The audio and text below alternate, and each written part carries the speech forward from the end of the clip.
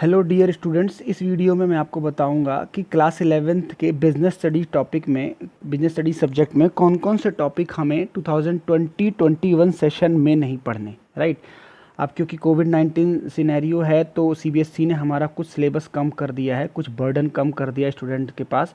तो जो student self study कर रहे हैं उनके लिए मैंने वीडियो बनाई है ताकि वो ये समझ सके कि हमें कौन कौन से टॉपिक को इस सेशन के लिए नहीं पढ़ना। हो सकता है कि नेक्स्ट सेशन में ये टॉपिक वापस आ जाएं, बट इस सेशन में तो ये हटा ही दिए गए हैं। तो क्विकली देख लेते हैं कि किस चैप्टर वाइज हमें कौन कौन से टॉपिक को डिलीट किया गया है। राइट।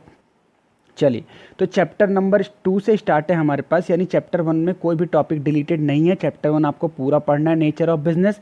जो चैप्टर नंबर 2 है फॉर्म्स ऑफ बिजनेस ऑर्गेनाइजेशन, उसमें आपको सारे फॉर्म ऑफ बिजनेस पढ़ने हैं, बट आपको एक लास्ट टॉपिक होता था उसमें जिसका नाम होता था choice of form of business organisation. एक क्वेश्चन होता था, वो टॉपिक हमें बोला गया है हमें ये वाला टॉपिक नहीं करना। राइट। तो ये टॉपिक आप नहीं पढ़ें कि कौन सा फॉर्म ऑफ बिजनेस सूटेबल है, उसका अलग से क्वेश्चन 4 to 5 मार्क्स में आता था, वो आपको अब नहीं पढ़ना।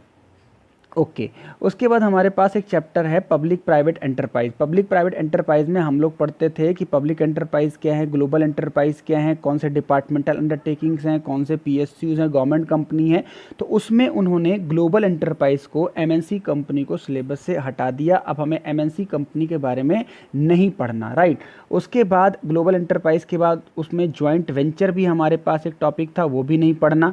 Right. Public private partnership PPE हमारे पास एक कॉन्सेप्ट होता था, पीपीपी पब्लिक प्राइवेट पार्टनरशिप, वो हटा दिया गया है। तो इसका मतलब हमारे पास इस चैप्टर में काफ़ी ज़्यादा डिलीशन है। कैसे? क्योंकि जो पब्लिक एंटरप्राइज थे उसके अंदर तो हम पढ़ते थे departmental undertaking, right, government company, उसके बाद ये सारे टॉपिक थे। तो उसके बाद जो टॉपिक हुआ करते थे, लास्ट में टॉपिक हुआ करते थे, थोड़ा सा बच्चों को समझाने में भी प्रॉब्लम आती थी, तो वो टॉपिक ही हटा दिए गए। ग्लोबल कंपनी पूरा हटा दिया, ज्वाइंट वेंचर पूरा हटा दिया, और पब्लिक प्राइवेट पार्टनरशिप। तो आई कैन से कि सबसे ज़्यादा डिलीशन जो हुई है वो इस चैप्टर से हुई है, और ये चैप्टर बड़ा भी था काफ़ी। राइट। उसके बाद हम देखते हैं किस चैप्टर में डिलीशन है। एक चैप्टर हमारे पास था बिजनेस सर्विसेज का। बिजनेस सर्विस हम पढ़ते थे बैंक, इंश्योरेंस, पोस्ट ऑफिस, समझ रहे हैं, कोरियर सर्विसेज सब पढ़ते थे। उसमें से क्या डिलीशन हुई है, हमारे पास पोस्टल सर्विस हटा दिया गया। Right. Mail, registered post, parcel, speed post, courier, ये सब हटा दिया गया। तो आई कैन से कि पोस्टल सर्विसेज में हम लोग पढ़ाते थे कि कितने टाइप के पोस्टल सर्विसेज हैं, कौन सा प्राइवेट है, कौन सा पब्लिक है। तो ये सब हटा के पोस्टल सर्विसेज में ऑलमोस्ट पूरी ही उन्होंने क्या कर दी है, डिलीशन कर दिया है। राइट। तो हमारे पास अब पोस्टल सर्विस का पार्ट हमारे पास नहीं पढ़ना।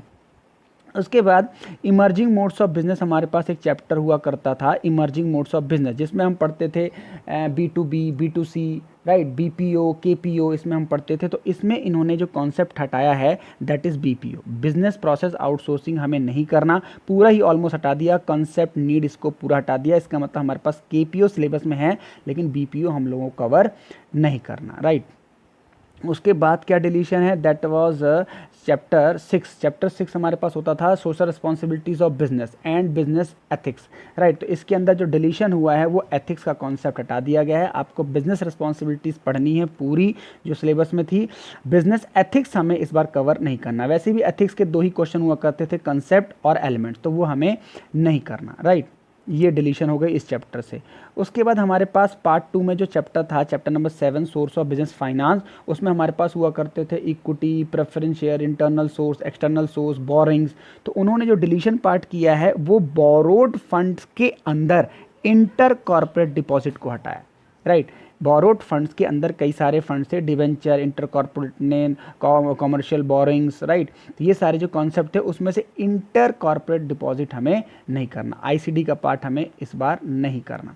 उसके बाद हमारे पास चैप्टर होता था इंटरनल ट्रेड। इंटरनल ट्रेड में हम पढ़ते थे इटरन ट्रेलर, समझ रहे हैं, ये सारे चैप्टर हुआ करते थे, रिटेल, होलसेल, ये सब चीज़ें हम पढ़ते थे। तो उसके अंदर हमारे पास क्या नहीं पढ़ना, एक तो हमारे पास हटाया गया टाइप्स ऑफ रिटेल ट्रेड नहीं पढ़ना, जो कि अभी मैंने आपको एग्जांपल दिया, इटरन ट्रेलर हम पढ़ते थे, स्मॉल स्केल पढ़ते थे, फिक्स शॉप पढ़ते थे, मतलब कुल मिलाकर रिटेल का पार्ट हटा दिया गया।